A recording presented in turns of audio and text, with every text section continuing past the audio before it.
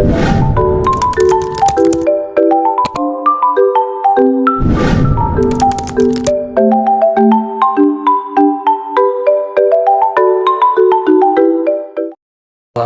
warahmatullahi wabarakatuh. Perkenalkan, nama saya Ahmad Rifai dari kelas STR atau Sarjana Terapan Keperawatan 1A.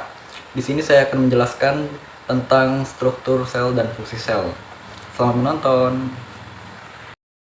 Yang pertama adalah nukleus. Nukleus atau inti sel adalah organel sel yang berfungsi sebagai pusat komando sel. Fungsi utama inti sel adalah sebagai pusat komando yang menyimpan materi genetik dan mengontrol pertumbuhan dan reproduksi sel. Yang kedua adalah ribosom. Ribosom adalah organel sel yang berukuran sangat kecil dan padat yang berada dalam sebuah sel. Fungsi ribosom adalah sebagai salah satu organ sel yang membantu memproses pembuatan protein di dalam sel atau biasa disebut juga sebagai sintesis protein. Yang ketiga adalah aparatus Golgi. Aparatus adalah organel sel yang membantu memproses dan mengemas protein dan molekul lipid, terutama protein yang akan dikeluarkan dari sel. Yang keempat adalah membran plasma, yaitu lapisan tipis yang menyelubungi seluruh permukaan luar sel. Membran plasma memiliki beberapa fungsi yang berbeda. Salah satunya adalah untuk mengangkut nutrisi ke dalam sel dan juga mengangkut zat-zat beracun keluar dari sel. Fungsi lainnya adalah bahwa membran sel yang disebut membran plasma akan memiliki protein di atasnya yang berinteraksi dengan sel-sel lain. Yang kelima adalah mitokondria, yaitu organel dengan membran ganda yang ditemukan pada sebagian besar organisme eukariotik. Mitokondria menampung sistem enzimatik utama yang digunakan untuk menyelesaikan oksidasi, gula, lemak, dan protein untuk menghasilkan energi yang dapat digunakan dalam bentuk ATP.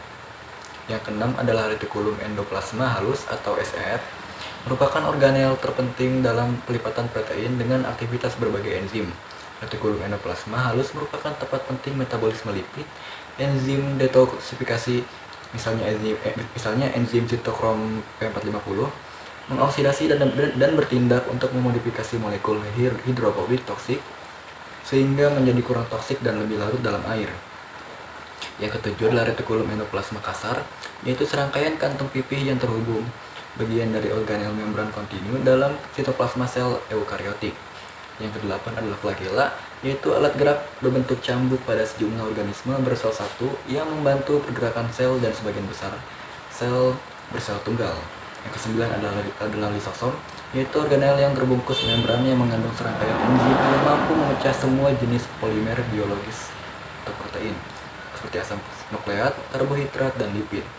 Yang ke-10 adalah centriole, yaitu organel berbentuk tong yang berpasangan dan terletak di sitoplasma sel hewan yang di dekat selubung nukleus. Yang ke-11 peroksisom, yaitu organel sel yang mengandung enzim dan berperan dalam metabolisme berbagai zat. Peroksisom berperan menurunkan oksigen dalam sel dan melakukan reaksi oksidatif.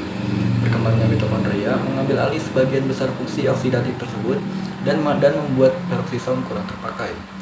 Yang ke-12 adalah mikrotubulus dengan filamen intermediate dan mikrofilamen, yaitu komponen kerangka sel yang membentuk sel.